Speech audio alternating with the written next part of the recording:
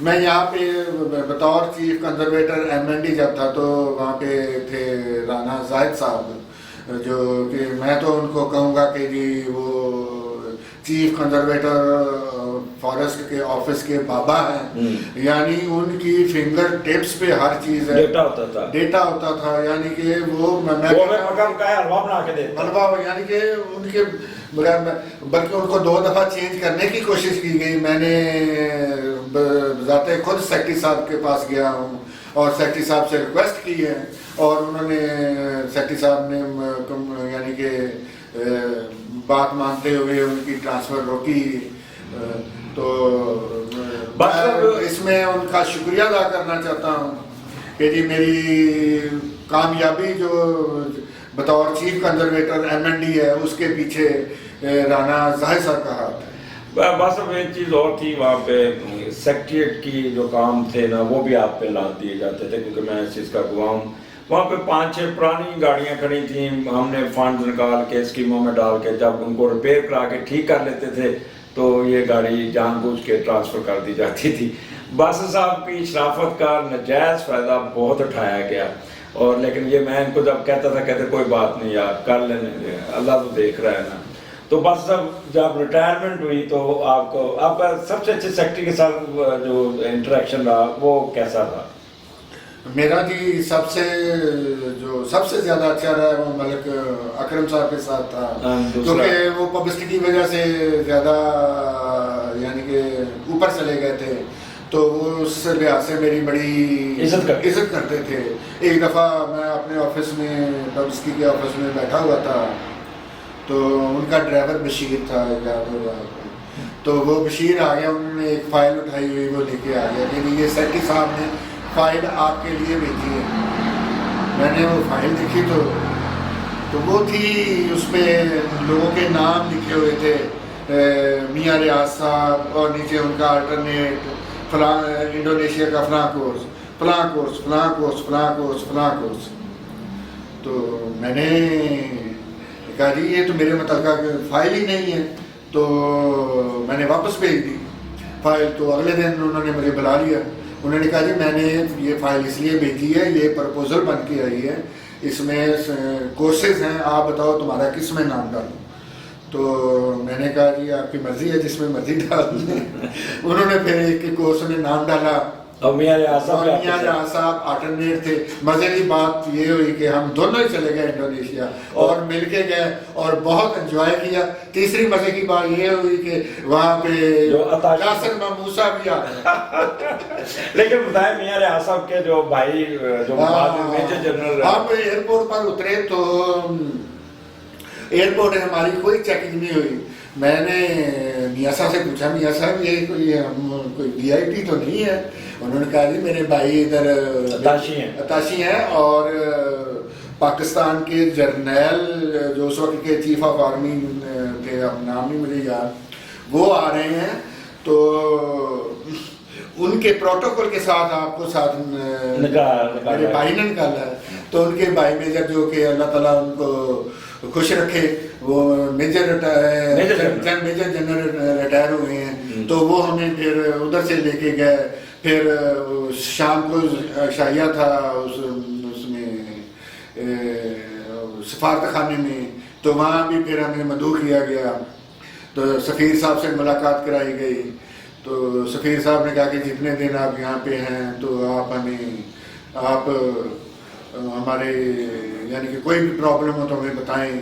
تو ہمیں انہوں نے ہوٹل میں رہنے نہیں دیا. ان کے جو سیکٹری 2 تھے ان کو کہا کہ جی آپ ان کو اپنے گھر میں رکھیں، اور صبح خود جا کے ایئرپورٹ پہ چھوڑ کے آئیں. تو وہ پھر وہاں خود چھوڑ کے آئے. تو پھر ہم وہاں پہ 1 ماہ گزارا. اس دوران میجر صاحب کی پوسٹنگ، وہ شہر کا نام تو مجھے یاد نہیں ہے، تو وہاں تھی. تو وہاں پہ دنیا کی سب سے بڑی جین مارکیٹ ہے اس شہر میں نا، کہ اتنی دکانیں ہیں جین کی کہ آپ پریشان ہو جائیں گے. تو میاں صاحب میرے صاحب پھر ہمیں وہاں لے گئے.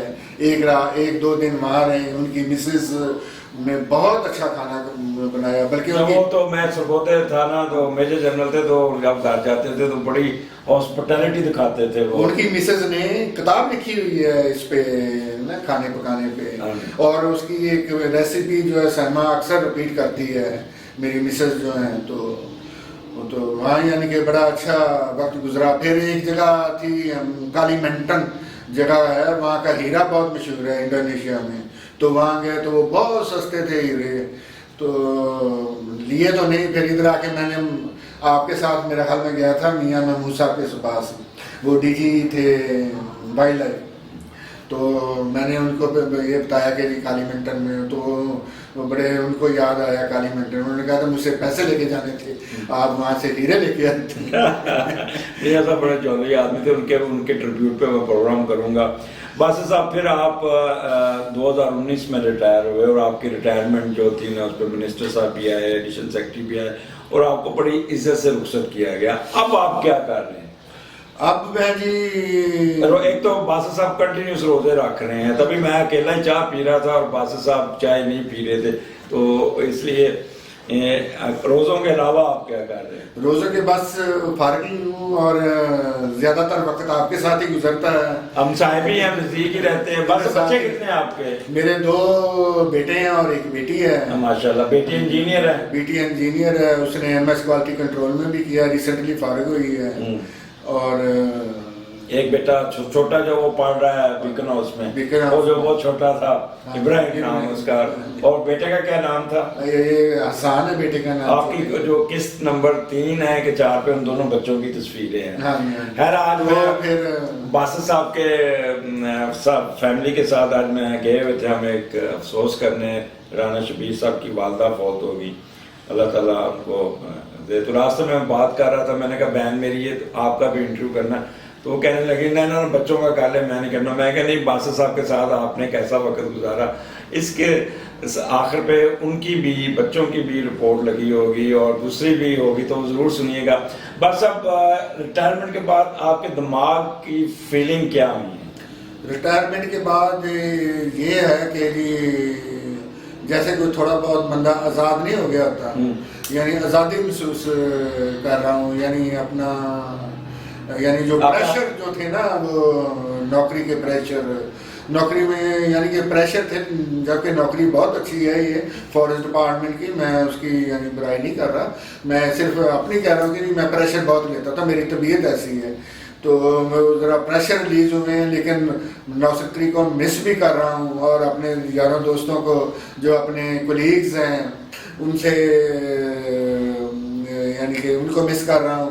تو جب دل کرتا ہے تو کبھی میں کسی نہ کسی سے ٹیلی فون پہ بات بھی کر لیتا ہوں, اور ان سے بات, ورنہ پھر آپ کے پاس آ جاتا ہوں. باسط صاحب اکثر آپ دوسرے پروگرام بھی بنا رہے ہیں. باسط صاحب اکثر میرے پاس بیٹھے ہوتے ہیں اور میری کرسی پہ ہمیں بیٹھ کے گائیڈ کر رہے ہوتے ہیں, اور ہم ان کی موجودگی میں ذوالقرنین حیدر کا پروگرام کر رہے ہیں, ایک ٹاک شو مزاحیہ, اور ایک ہارر مووی فارسٹ پہ بن رہی ہے, اس پہ بھی باسط صاحب ہمیں ہمارے گائیڈ, یہ کہہ رہے ہیں کہ سپروائزر ہوں گے ہمیں کنٹرول کرنے کے لیے کہ جی آپ نے ادھر ادھر نہیں ہونا, جنگل میں گھوم نہیں جانا.